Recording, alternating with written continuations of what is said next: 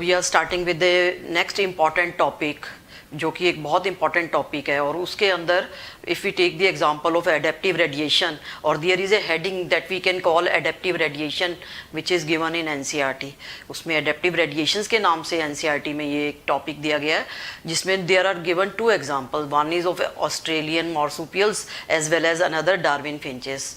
तो उन दो एग्जांपल्स की हेल्प से we will be looking at different kinds of evolutions that are occurring in these organizations. इन दोनों ऑर्गेनाइजेशंस में different type of evolutionary processes कैसे हो रहे हैं, और all they are very important to learn. उन सबको लर्न करना जरूरी है। तो अब हम स्टार्ट करते हैं। What is adaptive radiation? तो first of all we should know, adaptive radiation से पहले हमें ये जानना जरूरी है कि what is a biogeography.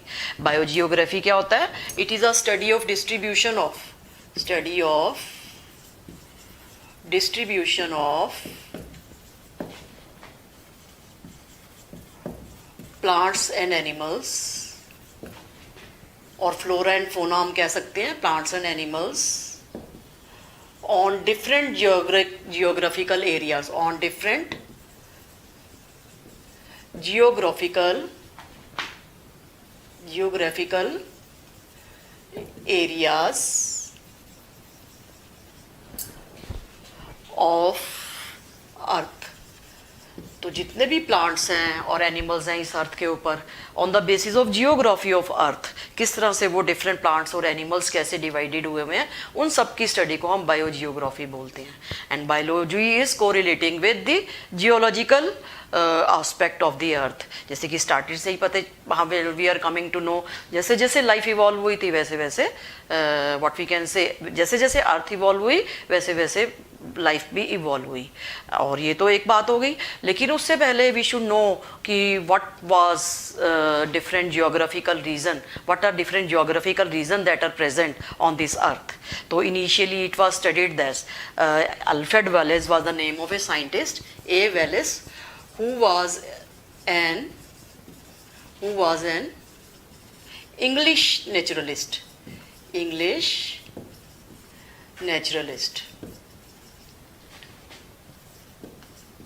According to him, the earth land mass is divided into 6 important geographical regions, और we can call them continents।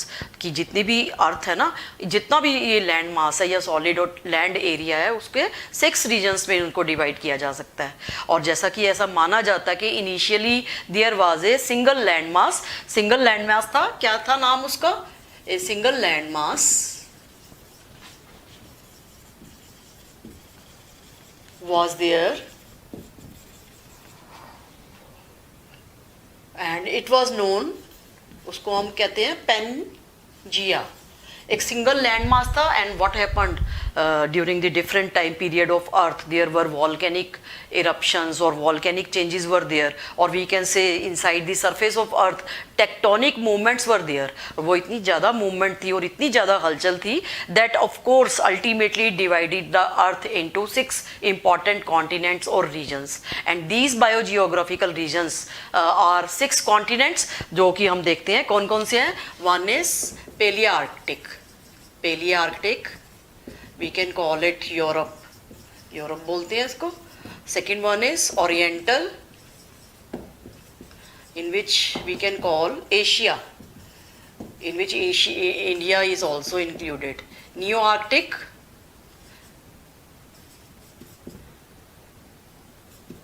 that is we can call it North America.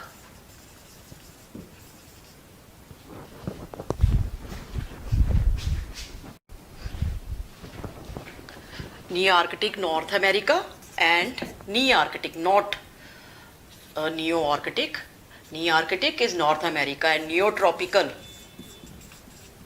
in which there is considered present what we can say South America. ये आपको learn नहीं करने, बस आपको समझाने के लिए कि किस तरह से ये मेजर कॉन्टिनेंट्स हैं, लैंड मासेस हैं on the surface of earth. One was left Australian, in which Australia comes, and the 6th one is Ethiopian, in which African countries comes. African countries comes. So these are 6 biogeographical realms of or land masses, or we can say continents हैं, और इन पर different types of plants, vegetations or animals are present. They are representing different flora and fauna. Initially तो एक पूरा land mass था, later जैसे कि एक पूरा का पूरा अर्थ का जो land mass था ना, इसको पेनगिया का नाम दिया गया। और जब इसमें वॉल्केनिक मूवमेंट्स हुई या टेक्टोनिक मूवमेंट्स आप कह सकते हैं, जैसे कि अर्थ के अंदर बहुत सारी प्लेट्स की हेल्प से ये जुड़ी हुई है ना, तो वो टेक्टोनिक मूवमेंट्स जब बहुत ज़्यादा हलचल हो गई ना, तो जिससे अर्थ ब्रेक हो गई। It was broken into 6 continents, जो कि मैंने आपको प्रेजेंट डे जो कॉन्टिनेंट्स के ये वाले नाम हैं, and these were the regions, कौन कौन से ओरिजिनल रीजन्स जो हमारे प्रेजेंट डे ये मेजर कॉन्टिनेंट्स के नाम से जाने जाते हैं। ठीक है, तो अब इसमें हम मेन इंडिया की बात करें ना, इंडिया किस में आता है? ओरिएंटल में। Oriental is separated from the, सबसे पहले तो सिंगल लैंड मास था। अब जैसे कि इफ़ हम बात करें इथोपियन और ऑस्ट्रेलिया से, it is separated by means of sea. बीच में ना इंडिया के यहाँ पे सी आ जाता है मान लो, तो उसके कारण ऑस्ट्रेलिया अलग से हो गया, और ऑस्ट्रेलिया इज सेपरेटेड, और यहाँ की वेजिटेशन टोटली डिफरेंट हो जाएगी। और इथोपियन, इनके बीच में सी आ गया, एक बैरियर आ गया ना, तो जिसके कारण टोटली वेजिटेशन और whatever we can say flora and fauna will be change, geographical area will be change, all these environmental conditions will be change, and that is why organisms present on this continents are totally different from each other, and they are representing the biogeography. वो पूरे के पूरे सब मिलकर किस में आते हैं, इंक्लूड करते हैं उनको बायोजियोग्राफिकल रेलम्स में, जो मैं आपको बता रही हूँ। तो इंडिया और इथोपियन के भी, इथोपियन मीन्स अफ्रीका के बीच में, if we take, it is separated by the sea. और पेलिया आर्कटिक से इट इज रिप्रेजेंटेड, मान लो बीच में ये कोई माउंटेन्स आ जाते हैं, बहुत सारी हलचल और बहुत सारी डिफरेंट थिंग्स और बैरियर्स आते हैं, mountains are there, seas are there और ओशियंस आर देयर। तो जितने भी ये बैरियर्स या होते हैं, इनिशियली तो सेम था, बीच में ये बैरियर्स आ जाने के कारण they are totally separated from each other, एक दूसरे से पूरे सेपरेट होकर, and they have form different continents बना दिए। ओरिएंटल में जैसे कि एशिया में इंडिया की बात कर रहे हैं ना, तो इसमें I was talking a mountain से, it is separated from the Palearctic region, Palearctic region. ठीक है, तो ये तो हो गए हमारे डिफरेंट कॉन्टिनेंट्स कैसे बने। अब इन कॉन्टिनेंट्स में हम देखते हैं कि कैसे इवोल्यूशन हुई। We are to concern with evolutionary processes that are occurring on different continents, and water is present in Australian continent which is totally separated from other continent से, इंडिया से या दूसरे कॉन्टिनेंट से एकदम से अलग थलग हो गया, और उस पर किस तरह से मार्सूपियल्स आए और वो कैसे डेवलप हुए, ये एक इंपॉर्टेंट आस्पेक्ट बनता है एडेप्टिव रेडिएशंस का। और उसके अलावा second aspect, first main aspect is Darwin's finches. जैसे कि डार्विन्स ने ही स्टडी किया, he was a great naturalist, मैंने आपको बताया, and what we can say, Darwin ने क्या किया था, HMS बीगल पे ट्रेवल किया। HMS बीगल, ये already we have discussed about all this things, which is the name of his ship, sail ship का नाम था, and he travelled whole of the world in his HMS beagle in 1831 to 1836, and he was a great lover, and he was looking all around the different kind of varieties of bird, and whenever he was coming across a Galapagos island, Galapagos island, which is a chain of कितने islands हैं, near about 22 islands are there, and he saw amazing variety of birds, कुछ special type of creatures थे, दे वर resembling with the mainland से मिलते थे। एक तो mainland था, उसके चारों तरफ ये टापू थे, आइलैंड वाला एरिया था, तो उस मेनलैंड्स के जो क्रिएचर थे दे वर सिमिलर टू दी आइलैंड्स वाले creature in body size, in plumage and short tail. Body size का अगर हम स्ट्रक्चर लें और short tail and plumage, all they were having giving the similarity with this. अब इन आइलैंड वाले भी सिमिलर थे और मेनलैंड से। और वाई दिस और the Galapagos island, because it is on the basis of name of the giant tortoise, एक बहुत बड़ा टॉर्टोइस, उतने बड़े टॉर्टवाइज कहीं नहीं मिलते, और वो यहाँ अबंडेंट थे। कहाँ थे? गालापागोस आइलैंड में। तो ये इंपॉर्टेंट माना जाता है कि जहाँ पे कछुए हम कह सकते हैं बहुत बड़े बड़े साइज के, giant tortoises were abundant, that is why the name of these islands. ये तो उनकी मेन थे, टॉर्टवाइसेस वर प्रेजेंट। और HMS बीगल पर जब Darwin when he was moving all around the world, और जब वो इन आइलैंड्स के अक्रॉस आया तो ही सा what he saw that the creatures which are present on the mainland, उसने एक एग्जांपल लिया, जैसे कि कुछ बर्ड्स लिए, और we can say black bird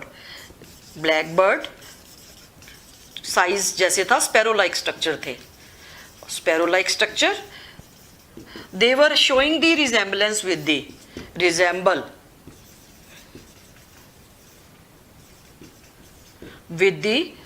किससे रिजेंबल कर रहे थे? दिस आइलैंड्स पे जो with the creatures present on, creatures और बर्ड्स का एग्जांपल लिया, birds on island. Near about 20 और 22 वराइटीज ऑफ बर्ड्स की उसने देखी, different varieties. Basic plan similar था उनका, बेसिक साइज कह लें ऑलमोस्ट वाज सिमिलर, और प्लम बेस जैसे उनका ये आउटर हेड वाला रीजन होता है, या शॉर्ट टेल ऑलमोस्ट सिमिलर थी, ठीक है, मेनलैंड की। किससे? these creatures which were present on outland, but they were totally different from each other, एक दूसरे से बिल्कुल डिफरेंट भी थे। And Darwin called all of them in Darwin finches, और इन क्रिएचर्स को क्या नाम दिया जाता है? all they were called the Darwin finches। Darwin finches क्या है? जिसमें if we talk about the birds, there are different kinds of birds that we have seen, और डार्विन हम तो पढ़ रहे हैं ना, डार्विन ने देखा कि डिफरेंट बर्ड्स हैं, amazing varieties of creatures are there, they are showing differences on the basis of feathers, colour of feathers, और we can say on the body size भी थोड़े थोड़े डिफर कर रहे थे, बहुत ज़्यादा नहीं। And on the basis of beak, sizes of beak, as well as food eating habit। तो what conclusion he draw from all this? उसने कहा कि if initially these were present a single creature, इनका एक ही ancestor था, when a single ancestor were present, and from this ancestor, when this ancestor, what we can say, the mainland creature or mainland bird and was originated, mainland पे जो bird था, and it goes to different island, अलग अलग islands पे, जैसे कि in search of feeding habits, foods वगैरह के लिए, या अपने whatever their requirements are there, birds often fly off in different areas, या बर्ड्स अपनी या एनिमल्स जाते ही हैं तो they go to different areas, and on different areas में देयर वर डिफरेंट कंडीशंस और डिफरेंट फीडिंग हैबिट्स, डिफरेंट उनको फूड मिला, डिफरेंट काइंड्स ऑफ उनको व्हाट वी कैन से उनका हैबिटेट एरिया डिफरेंट था, climate was totally all together not similar, और we can से स्पेशलाइज्ड नीशे था। नीशे मीन्स उनका एक particular habitat based on their profession, उनके प्रोफेशन के बेसिस पे, जैसे कि कुछ बर्ड्स थे जिनको फ्रूट्स खाने को मिले तो दे वर इन कन्वर्टेड इनटू फ्रूगीवोरस, और ट्री वॉर्बलर्स उनको हम कह सकते हैं, ट्री बर्ड्स, ठीक है। कुछ थे वेजिटेरियन और दे गोट वेजिटेरियन और herbivorous, they also move towards the herbivorous diet. Ground finches का नाम दिया उनको, ग्राउंड पे रहने वाले, ग्राउंड पे ज़्यादा ये पाए गए। डिफरेंट एरियाज की बात कर रहे हैं और उनकी फीडिंग हैबिट, यानी कि जो हर्बीवोरस थे वो ग्राउंड फिंचेस, ट्री पर रहने वाले ट्री बर्ड्स। इंसेक्टिवोरस थे, कुछ डेवलप हो गए जिनको इंसेक्ट मिले, insectivorous, so they were found on tree, ठीक है। तो ऑल दीज डिफरेंट वराइटीज और amazing varieties of based, they were having different beaks, would packer type थे, ठीक है, सम वर वुड पैकर टाइप बीक्स थी, और इनकी बीक्स भी जैसे जैसे इनका फीडिंग था ना तो beaks were also change accordingly, इनकी बीक्स भी ना वैसे वैसे ही चेंज हो गई। तो इसके बेसिस पे I mean to say what was the conclusion, there was a main basic organism, and from this organisms there were different species, they diverged to different areas में वो diverge हो गई, and according to their base habitat places, different geographical region, on the basis of feeding habit, and he called it adaptive radiation. तो adaptive radiations क्या होता है? It is the origin of a species, evolution of a species. Adaptive radiation is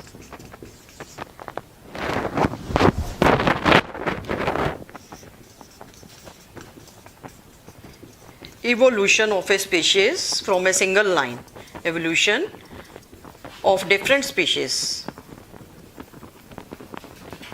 starting from a single point, species starting from a single point, single ancestor और single bird, जैसे कि हमने mainland का नाम दिया, mainland, and radiated to different area and diverge हो गई ना, diverge या spread हो गई, converge नहीं हुई, ऐसे फैल गई. बेसिक प्लान सेम था. This is an also all example of divergent evolution.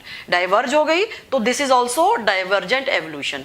Adaptive radiation क्यों कहती हैं? Originally they were having the same but they go to different environmental conditions and they adapt themselves according to the environmental conditions. जैसे जैसे उनको वहाँ के circumstances में उनको फूड मिला, उसके अकॉर्डिंगली उनकी बीक चेंज हो गई, उसके accordingly they change their feeding habit also. Originally इनकी कौन सी थी? ब्लैक बर्ड जो थी इनकी, they were having what kind of, they were having seed eating habit. Seed eating habit थी, सीड ईटिंग हैबिट ओरिजिनल थी इनकी, और जिसके बेसिस पे जहाँ जहाँ वहाँ से गए और डिफरेंट एरियाज में जाके उनका थोड़ा थोड़ा फीदर्स का कलर चेंज हो गया, बीक चेंज हो गई, थोड़ा सा साइज में भी वेरिएशंस आ गई.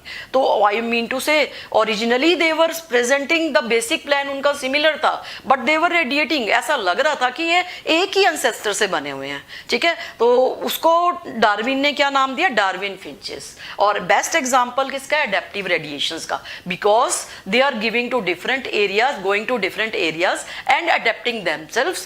And this phenomena is called the adaptive radiation and also an example of divergent evolution, because एक point से गए और different areas में diverge हो गए और according to the environment they change themselves. Okay, and then this is also an example of divergent evolution, right?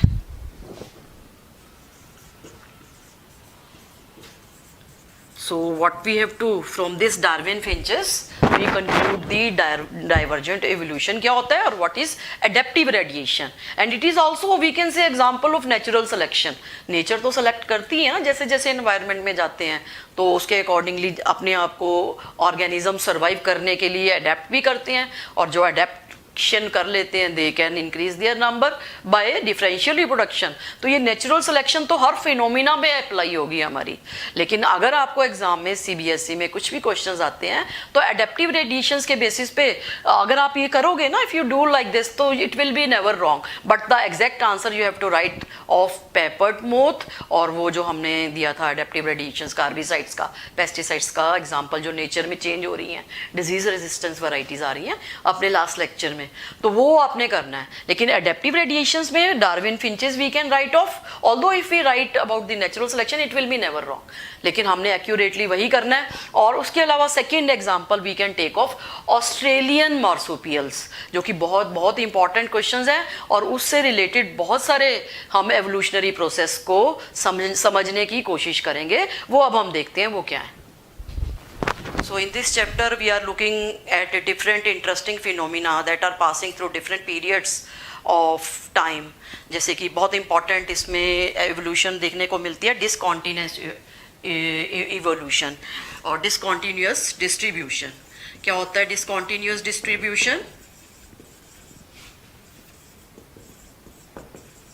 When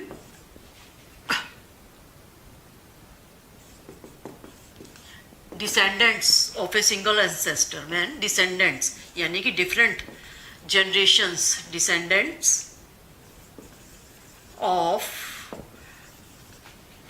an ancestor, when descendants of an ancestor occurring in different geographical area, in different geographical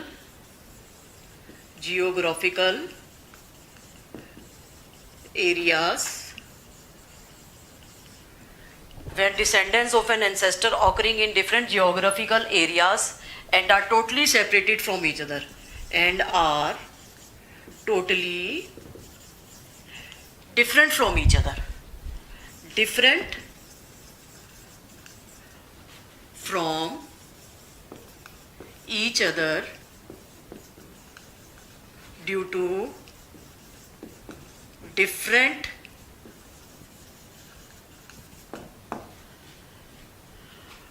habitat or geographical condition, geographical or environmental or whatever conditions are there, environmental conditions, then it is called discontinuous distribution. और इसका एक best example alligators का देखने को मिलता है. Initially when United states और China they were connected with each other, जब वो एक लैंड ब्रिज से कनेक्टेड थे ना यूएस से, जैसे साउथ ईस्ट अमेरिका की बात करें, और China, they were connected with each other by land bridges. उनमें कुछ ब्रिजेस थे तो frequently movement of alligators were there. Alligators जो कि फ्रेश वाटर हैं, ओशंस में मिलते हैं, तो ये फ्रेश वाटर एनिमल्स जो भी थे फ्रीक्वेंटली मूव करते थे, और उसके साथ ही दूसरे एनिमल्स भी, ऑर्गेनाइजेशंस भी मूव करती थी. फ्रॉम यूएसए से लेकर चाइना के बीच में एक कॉमन ब्रिज था, तो फ्रीक्वेंट मूवमेंट होने के कारण they were all similar to each other. But what happens, there is a discontinuity आ गई ड्यू टू दी बैरियर्स. जैसे कि हमें मालूम है due to the formation of continents, sea were there और माउंटेन्स वर फॉर्म्ड, तो एक कनेक्टिविटी टूट गई. तो this USA and the China, they were totally separated from each other. और इनिशियल जो डिसेंडेंट थे ना एलिगेटर्स, जो एक जैसे थे, यहाँ के एलिगेटर्स अलग से डेवलप हो गए यहाँ की एनवायरमेंटल कंडीशन के कारण, और चाइना में alligators they were totally different, एक दूसरे से बिल्कुल. Initially they were descendants of the same ancestor, एक ही एंसेस्टर के थे, पर वो totally what we can say they were different from each other, एक दूसरे से डिफरेंट हो गए because of the formation of land masses और बैरियर्स इन बिटवीन देम. तो इस तरह की हम डिस्ट्रीब्यूशन को कह सकते हैं. Such a distribution is occurring as a discontinuous distribution of organisms. तो एक एवोल्यूशन में ये प्रोसेस भी देखने को मिलता है, बहुत इंपॉर्टेंट, कि डिसकॉन्टीन्यूअस कैसे हुआ, because of the separation of various barriers that were present between different organisms और बिटवीन डिफरेंट जियोग्राफिकल एरियाज. जैसे कि एक एलिगेटर्स की तो बात ही कर रहे हैं हम, डिफरेंट प्लांट की स्पीशीज़ भी थी, वो भी ऐसे ही, और लंग फिशेस की different varieties they were developed like this. यानी कि एक ही जीनस की डिफरेंट स्पीशीज़ जब डेवलप हो गई इन डिफरेंट जियोग्राफिकल एरिया में, तो this we can take it under the macro evolution. Macro evolution क्या होता है? It is the evolution at the genus और species level. Evolution at the genus और स्पीशीज लेवल. जैसे कि एक ही ग्रुप के अंदर बहुत सारे ग्रुप बन जाते हैं ड्यू टू डिफरेंसेस, और ये डिसकॉन्टीन्यूअस एनवायरमेंटल कंडीशन के कारण उनके जेनेटिक चेंजेस आ जाते हैं, उनकी different species are formed, species अलग अलग से चेंज हो जाती हैं. तो दिस टाइप ऑफ एवोल्यूशन को हम कह देते हैं macro evolution. And this macro evolution is most commonly occurring with the help of such kind of discontinuous distribution. Discontinuous distribution की help से देखने को मिली, और different species we can say can be formed in different areas of the world. Initially there were a single descendant, एक ही था, लेकिन अलग अलग दिशाओं में जाने के कारण और उनके बीच में बैरियर आने के कारण different species were formed. तो this is a best example of macro evolution. और भी बहुत सारे example हम देखेंगे macro evolution के. इसके साथ ही one more thing evolution देखने को मिलती है, what बट एडेप्टिव रेडिएशन का एक इम्पॉर्टेंट एग्जांपल जो मार्सुपियल्स का है वो तो हम देखेंगे ही देखेंगे, लेकिन वही मार्सुपियल्स और eutherians they are giving the clue of some another kind of evolution. That evolution is also called the restricted distribution. What is that evolution? That evolution is restricted distribution. Restricted distribution means endemic species. जैसे हम कह सकते हैं ना, एक particular area में some species of animals or we can say of plants, they are restricted to a particular area. Endemism बोल सकते हैं हम, जैसे एक particular area में मिलते हैं और 80% ये endemism ऑस्ट्रेलिया में देखने को मिलता है. And it is we have seen that marsupials initially when eutherians were not developed, तो Australia initially was connected with some another Oriental Asian country के साथ ये connection थी. Later on Australia क्या हो गया, separate हो गया. तो एक separate continent होने के कारण वहाँ पे जितने भी मेटाथेरियन थे या प्रोटोथेरियंस तो होते हैं एग लेइंग मैमल्स. प्रोटोथेरियंस जैसे कि egg laying mammals, duck bit platypus या spiny art egg laying mammals,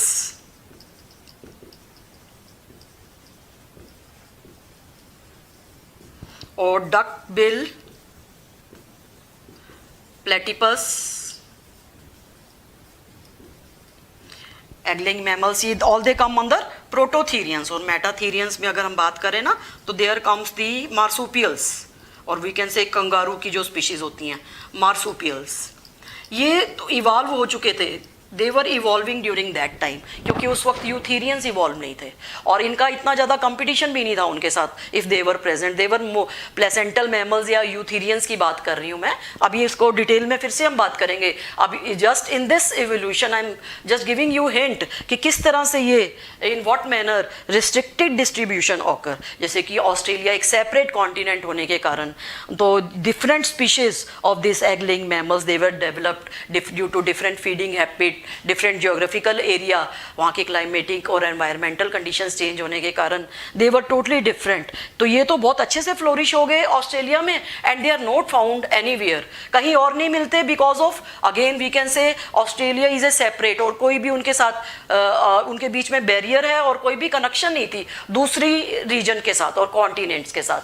तो that is why we can say they developed more on that those places. Prototherians या मेटाथेरियंस की बात कर रहे हैं जिसमें we will be talking about duck bill platypus और मार्सुपियल्स की हम बात कर रहे हैं. ठीक है, तो this is this evolution in which the different animals they are restricted to a particular area and they are flourishing that in that area. वहाँ पे ही अलग अलग उस ऑस्ट्रेलियन कॉन्टिनेंट में रहते हुए भी डिफरेंट हैबिटेट या निशेस के अंदर वो इवॉल्व हो रहे हैं. And such kind of distribution we can call it restricted distribution. इसको हम क्या कह देते हैं, रिस्ट्रिक्टेड डिस्ट्रीब्यूशन का भी नाम देते हैं. तो अब हम आते हैं एडेप्टिव रेडिएशन का second example, again that we are proving with the help of this marsupials. वो क्या है दैट वी सी.